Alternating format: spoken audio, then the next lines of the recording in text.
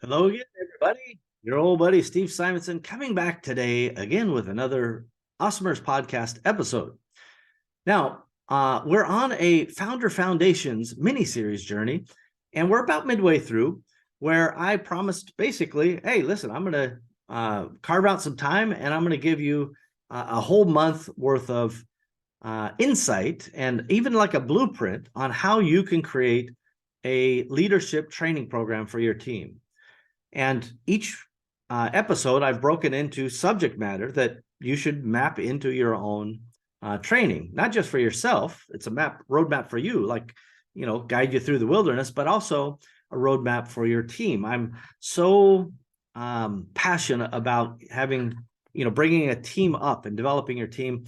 Nothing pleases me more than when I see people that I've had the opportunity to work with over the years, and maybe they were, I was the first job that they had, or even just any job along the way, and I see them go on to great heights and accomplish great things. It just makes me so happy, and in many ways, I'm proud of them for taking those opportunities that we gave them, which was like, hey, work hard, do stuff, and along the way, the benefit is you're going to learn and you're going to be exposed to systems and process and kind of a complex ecosystem that is and chaotic ecosystem in many ways that is hard to find. Like, we are not a place that people go to work like in a factory and put in one rivet and then the next thing comes down and you put another rivet and the next thing. No, we have a very wide-ranging set of businesses. Certainly historically that has been even more true, but even going forward, there are different business units that have to be intermingled with one another.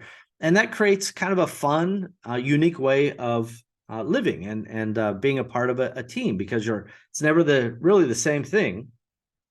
It doesn't mean there are not some things that have to be done on a daily repetitious basis, but it also means that it's enough variety to really make people who enjoy that sort of thing happy. By the way, there's plenty of people who do not like that environment. People who've worked for me, who very close to me as well, that they've come in and they're like, gosh, I really want to do a great job, but this is just like, I can't keep track of all these spinning plates. And we're like, no problem. Sorry. We're not building torture chambers over here. This is how we do stuff. It fits some people. It doesn't fit other people. No judgment. I thank them. I appreciate them. And, sometimes, as long as somebody doesn't do something with venom or spite, then I feel that I'm responsible for creating whatever a poor experience they had, certainly in a job setting or environment. And it doesn't mean I walk around feeling guilty all day. It just means, oh, we could do better. We need to rationalize and flesh out these processes. So today we're in this kind of marketing introduction phase where we've just gone through a bunch of the preceding episodes, and it brings us really to what I would think of as the brand identity, your brand image. And those are two separate concepts, but I want to pay close attention to both the overt and the obvious and the more subtle, nuanced aspects of your brand. So the brand image is kind of clearly like the logo, right? If there's a logo, let's see, I guess it's over here. There's a logo, that's not so subtle. That is a brand image. Your brand identity is actually, what does that mean to the customer? It's not what the logo is, right?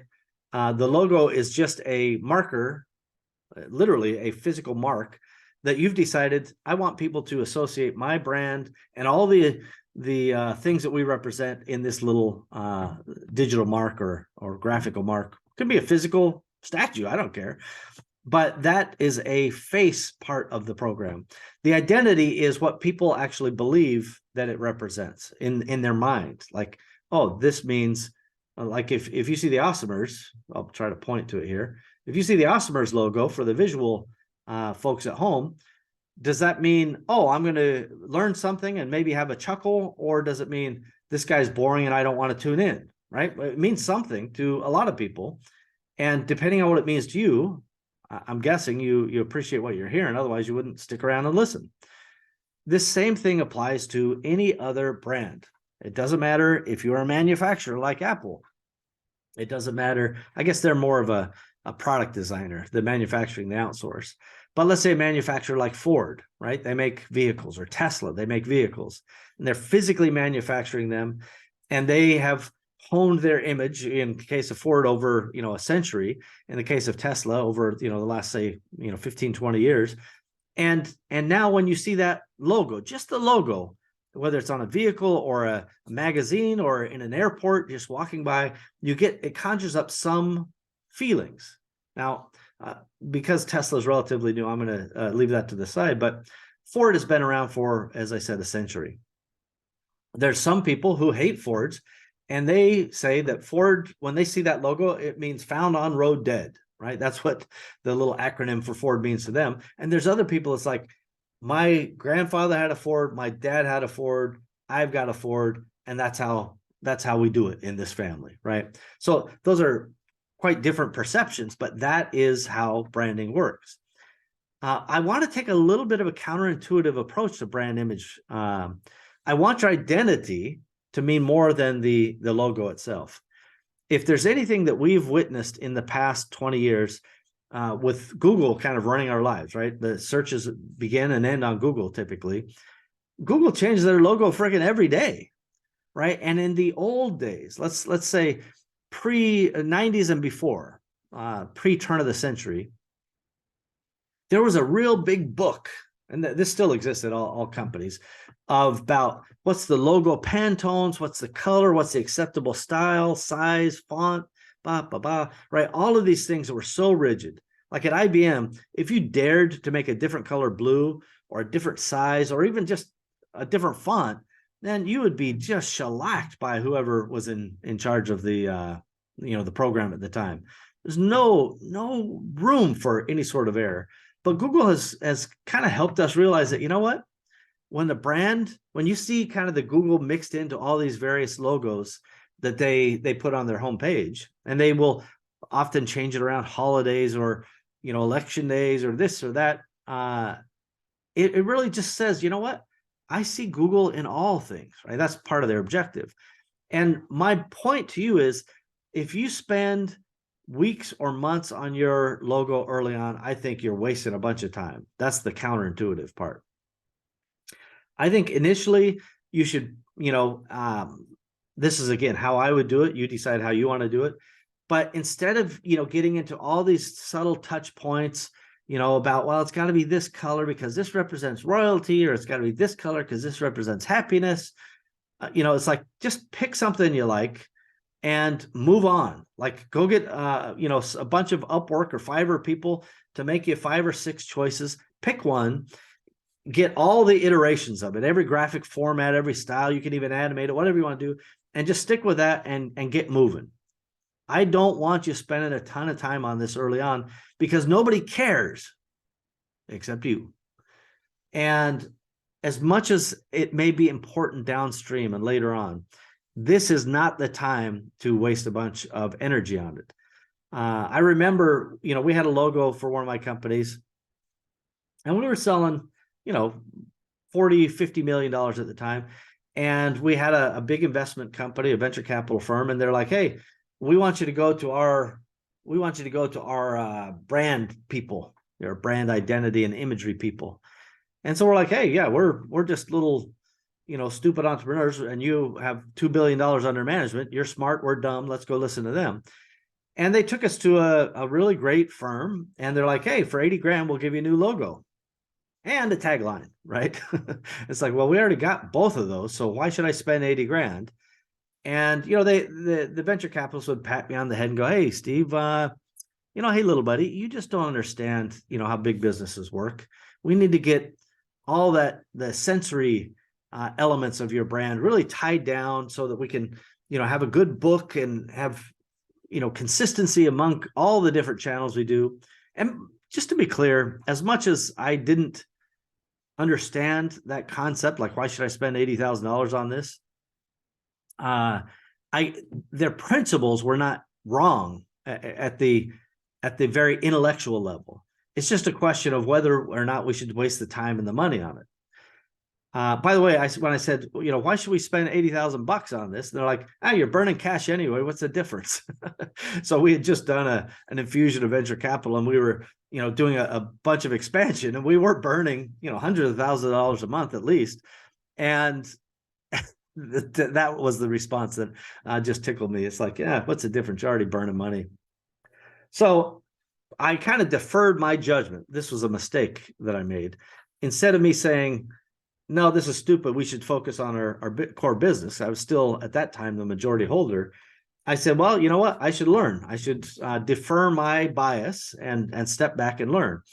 And I will admit, it was a wonderful process. And no question, the agency, worked really hard. And, whether or not I value their efforts at the same way they value it, they're a top flight, world-class agency. The experience was great. It really did help us pull some of our core brand values out and helped us brand things like, I put my name on it. Like that's one of the things that came out of that strategy session, is when they would hear us talk about the business, and here's how we, created product and brand, and here's how we, go to market. They're like, wow, you guys really care.